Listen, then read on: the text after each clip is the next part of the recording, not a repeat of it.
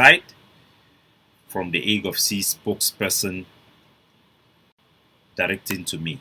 The person where he lead Hague of C delegation for the negotiation between Ambazonia and Cameroon, na a woman, not be a man, not be any other person.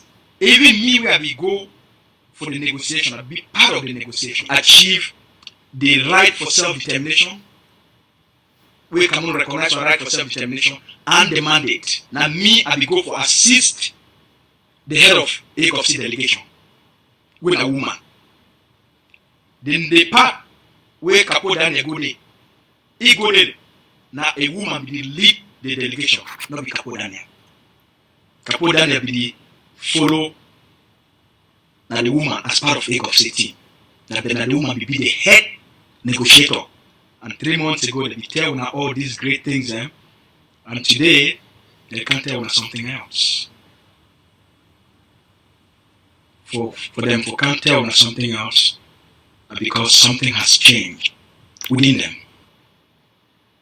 So, fellow Ambazonians, as you know very well, I stepped out of the Hague of C following 3 months. I mean, it's not 1 day, not 2 days. We had 3 months of very, very deep exchanges between myself and the top leadership of the Hague of C. That means Dr. Chuayaba in particular, and some few clique of people who surrounds him, because of my outrage about decisions that was taken on the negotiation table that basically destroy every progress that we have made, which were historic. And the damage in terms of our relationship with the international community have been too much. We have seen the result with Cameroon being given opportunity to revise their relationship with the United States, their loans to the IMF, and our forces on the ground being increasingly being labeled as extremists as a result of the international community losing faith in our ability to be reasonable. And they kind of see us like a belligerent faction who simply are just warmongers. Irrespective of how we know we are gentlemen and we want to negotiate, we all know that the impression that the international community have is based on interaction like what happened in Canada. And I was intending that after my resignation, the Hague of C will have a retrospect and we can actually work together or even collaborate.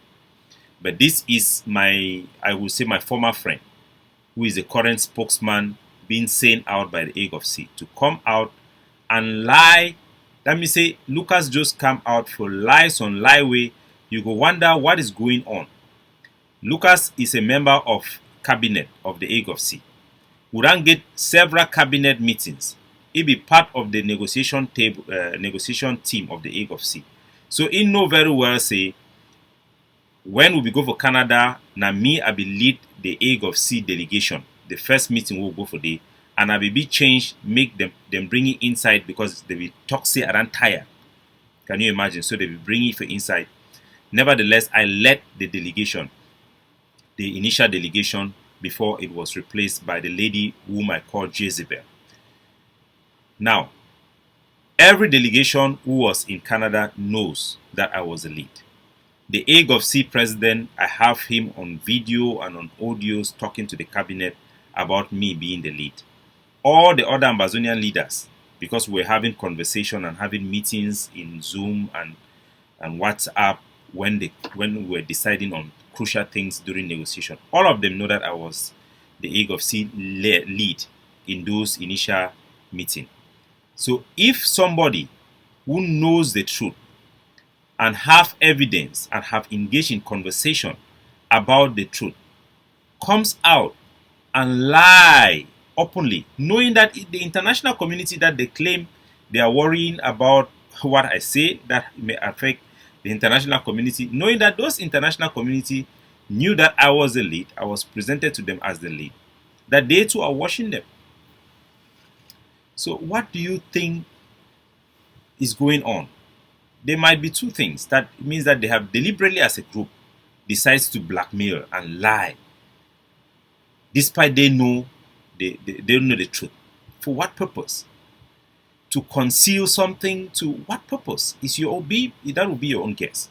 But this shows that the Hague of C leadership have no shame at all. have no credibility, have no dignity.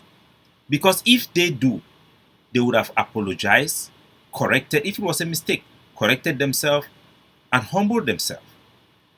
They know for sure. I have conversation with Lucas. I had many meetings about what was going on. I discussed even before I resigned with everybody. I told them the reason why I was resigning. So out of a sudden, they want to blackmail me. And now they are intimidating those who support me. There is one General Ivor, he's called General Ivor on Facebook, who have been militating for me, and many other people have been militating for me. They have been intimidated. Their identity have been exposed to the enemy. They are being hunted down. That General Ivor now, they are accusing him that maybe it's my fake it's my fake Facebook. But the same people have been receiving contribution from him. And there are many other people that have been doing the same. Doing the same to the soldiers. They go and tell some soldiers, Capo Daniel number, they check Capo Daniel number. Me man not talk with Capo Daniel number. Not knowing that they are cutting off the very vital intelligence and advice that are provided for those soldiers. Today, the lone head of the ADF wing that was in Boya have been compromised as all this wrangling is going on.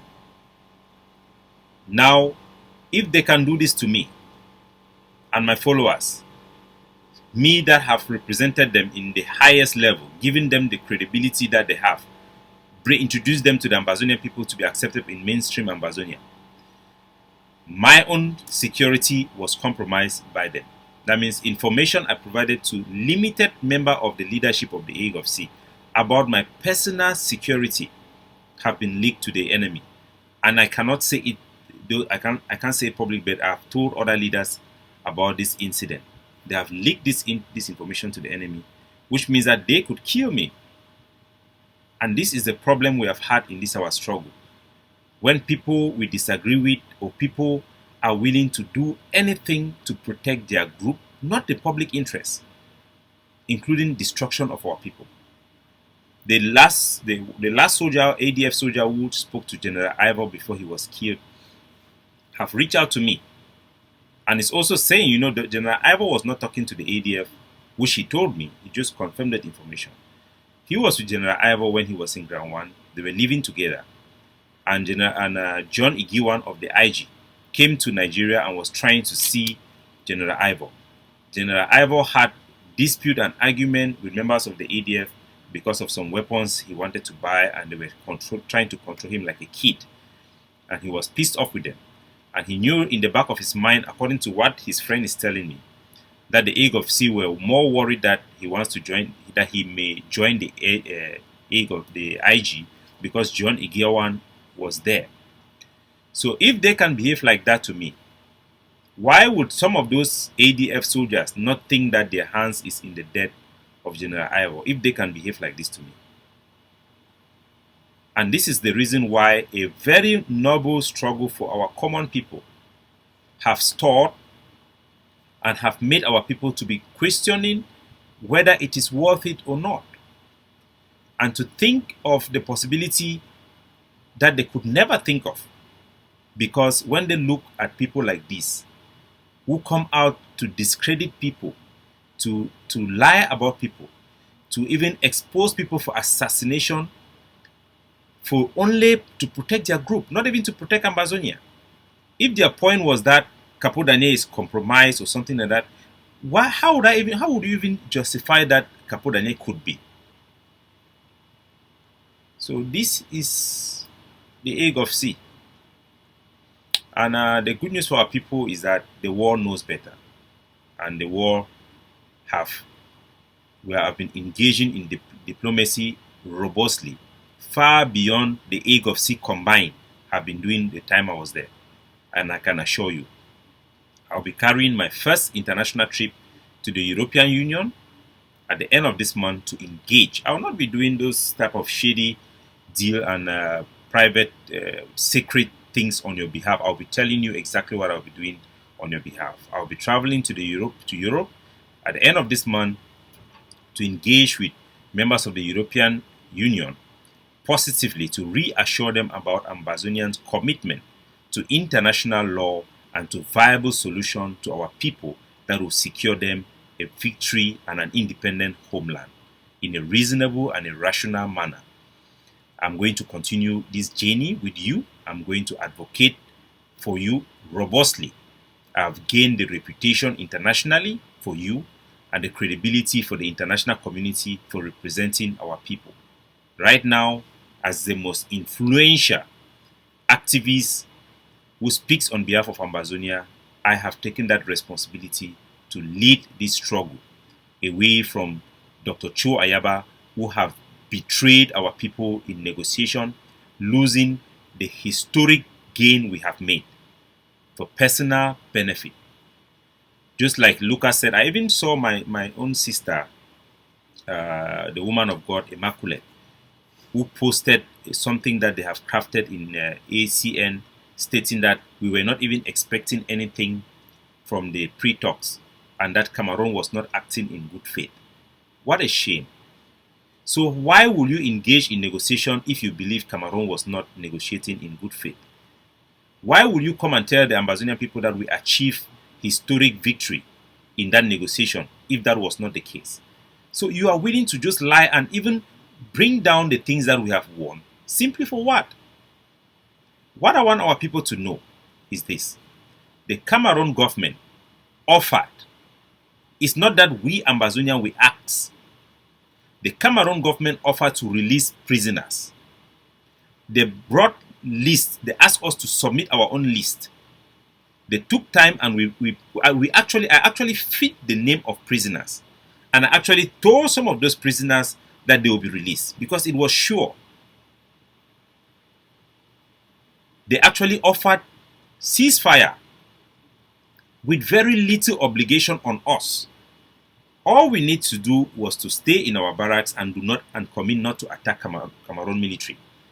And they said that even if some forces go ahead and attack Cameroon military, they will not blame it on the entire struggle. They will focus on that force and fight only that force, while they keep maintaining their community with us so that we can actually negotiate.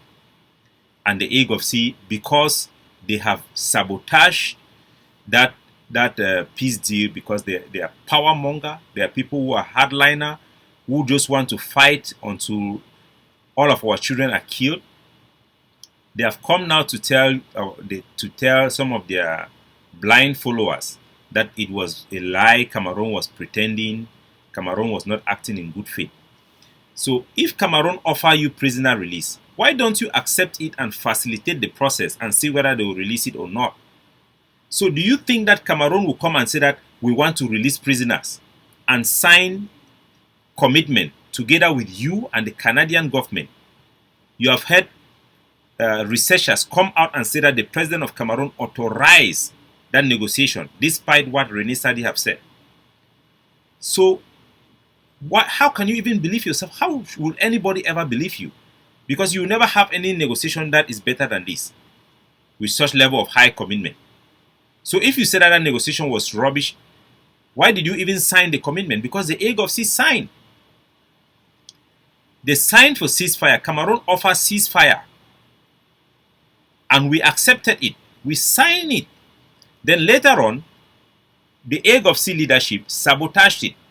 Because the only thing for those things to happen was, how do we announce it for the people to receive it? The Cameroon government said that let us first arrange for the ceasefire, because they did not believe that we wanted ceasefire.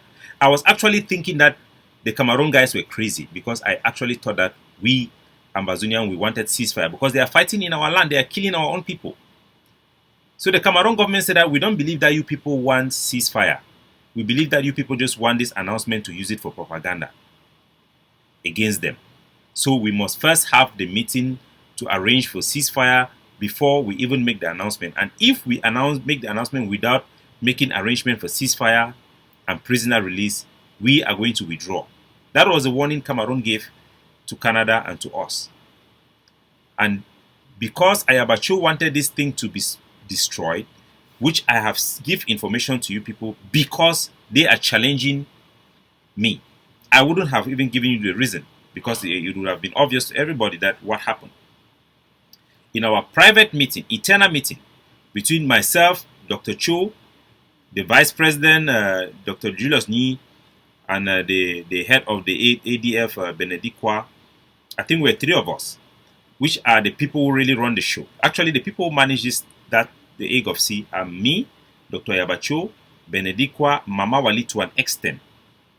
These are the four people who arrange for everything. That the rest things are just window dressing. So in that private meeting, the vice president actually said that we should these things are useless. We should not go in for ceasefire. We are actually winning. Ayabacho was of the opinion that we were winning. We were winning militarily. The Benedict Kwa was of the opinion that we were winning militarily, and so this thing was not good for us. That ceasefire is not good for us after we have committed. And I almost say like, but are you guys normal? I am the one doing the propaganda. It looks like you guys are now believing my own propaganda. You are believing my propaganda, We are not winning militarily per se, because we are just resisting. We have made the territory ungovernable, but we are not beating these guys. We cannot have a military victory against La République du Cameroon. So for you people to be thinking that we are having a military victory, we can win these people, it means that the Cameroon were actually right in their assertion of our struggle. So because they did not want ceasefire, they did not want prisoner release, they went ahead and sabotaged it and forced the Canadian government, repeatedly tell them you must release, make the press release and make the announcement. And they did. The Amazonian side made the announcement and Cameroon withdraw, which was what they had told us they would do. So it's not acceptable for me. First of all, I have come to realize that the hardline position of the egg of sea is irresponsible and may lead us to a total loss. If we follow that road, we will lead to a total loss. We will lose this war. Because if we want to beat Cameroon militarily, we may have to fight for the next 10 or maybe 20 years. But with the way our internal dynamic is, when A wants to do something, B will come and sabotage. C wants to do something, E will come and sabotage. So even in the next 20 to 30 years, I don't even think we'll be able to be better. Things will only get worse.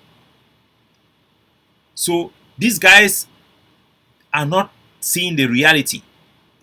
And they have taken this decision and sabotage the historic victory we had that could have relieved our people from the stress of this war. Release our political prisoners because of this hard line that is delusional, that have been rejected by the international community. The international community was so pissed off. And thank God that I resigned. Thank God that I came out and I made the statements that I did. Because those statements and my position have made the international community think that there is an emerging leadership that will be reasonable, that will act in the best interest of our people. And I will do that, just that, and deliver the goods and the demand of our people for separation, their return of their dignity, their protection under international law, as we have been fighting for and advocating for right from the beginning of this struggle. So, I wanted to put that one out there before we can now move into our presentation for today. But one thing you should know is that one of the backlash of that fallout from the Canada pre-talks is that before we went there, Dr. Cho Ayaba had been sanctioned by the United States of America. He was being seen as somebody who is against peace. Peace for the world also depends on our own definition. For us, peace means justice for Amazonia first. That is how we get to that peace. La République, peace means returns to normalcy. For the international community, they want peace and they want to force both sides to sit down and see how that peace will come. And any party that is seen to be the party that is against peace returning back to that land will be targeted. And nobody can survive this. Nobody have ever survived being sanctioned by the United States of America. Nobody. Omar Bashir is just a matter of time. And now you come out of there, you went in as a free man, you're coming out there, the Canadians themselves have sanctioned you. And the people who are within the egg of sea, they don't even know they are not even competent to question what is really happening there. So if I had just stayed and closed my eyes, the whole of this struggle could have been put down the drain, down the gutter, because they would have seen us as very irrational people, people who are not able to negotiate, people who are just focused on fighting, and they would label this our struggle an extremist struggle, and it will kill everything. So we must be rational, we must be reasonable, and we must give our people the chance to win. We should be hardline in certain areas, but we should know when we have to relax. We should know when we have to relax. Right now, I can tell you, I can assure you people, the leadership of the ADF of Dr. Chuayaba have been rejected by the international community. Nobody will engage with him again. Nobody. Like it or not, believe it or not, but those are facts. He's gone. He's done. And that is a very sad thing, because I know the man personally. He's somebody who loves his country and will give everything for his country. But we cannot be mad people. We can't be mad people with the life of others. Glory is a man sacrificing himself for his country, not sacrificing your country for yourself. Whatever vision we have for our country, whatever dreams, whatever aspirations we have for our country is based on the people's aspiration and the people's desire and the people's livelihood and survival first. A real soldier will lay his life for his country to survive. A soldier will not be the one who asks your country to die, fight until they kill the last man so that you will remain or you will stand tall. No. That is not how it's supposed to be. I refuse to accept things the way they were, and I choose to fight things to make it how it is supposed to be. And I will do that for you. For all the soldiers who have come through my hand and laid their life for our country, I have my first obligation according to our national anthem that says, we pledge our allegiance to our heroes that have fallen before us. And I will pledge my allegiance to them to uphold what they fought for, a better chance for our people. Remember General Iwo before he died, he said the good ones, maybe the good ones are the one in the prisons. So that statement alone shows you that he was saying that the people in prison were even better than the people in the Hague of Sea. And remember he said the ADF will lead us to Buea, not the Hague of Sea. He didn't say the Hague of Sea. That should tell us a lot. How many of our people, look at General Small Pikin in Fako who was killed, the allegations he made before he died. And look at what you people are trying to do to me. But you have touched the wrong person, because anybody who have touched me have gone. Go and look Barrister Fuljon Saw. Go and look Sako, Chris Anu, and all those people. It is what it is. But we must fight for our people, and we must free them. So fellow Ambazonian, let's go right to our presentation for today. So today I have to give you a review of our liberation struggle. And this is going to be courtesy of the interview that Chris Anu did on his ABC TV channel. So I give them courtesy for that interview. And I'm going to use excerpt from that interview of Ambassador Tigo Nagy to review our liberation struggle. Because I've engaged with the State Department of America as well, and with many top officials there, some who were previously helping us, who have just abandoned their effort to help us, and some who really wish us well, and they are really observing us from a neutral position and are offering their advice. I'm going to accumulate all of those things, and by next month I'll be addressing our people, giving them a measured speech about the way forward.